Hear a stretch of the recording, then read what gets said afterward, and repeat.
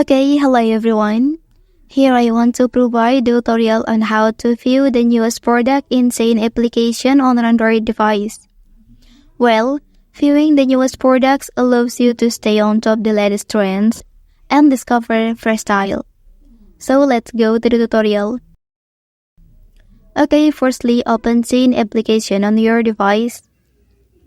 Well, so in this main page, look for a new tab at the bottom of the screen. Tap on it. And then, here you can see some latest products in the Shein application. Okay, not only that, because here you can also browse the items by categories.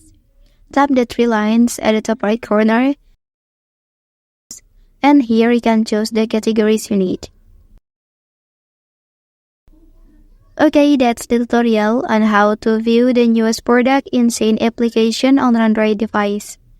If you are helped by this video, don't forget to like and subscribe to get other information from this channel. Thank you.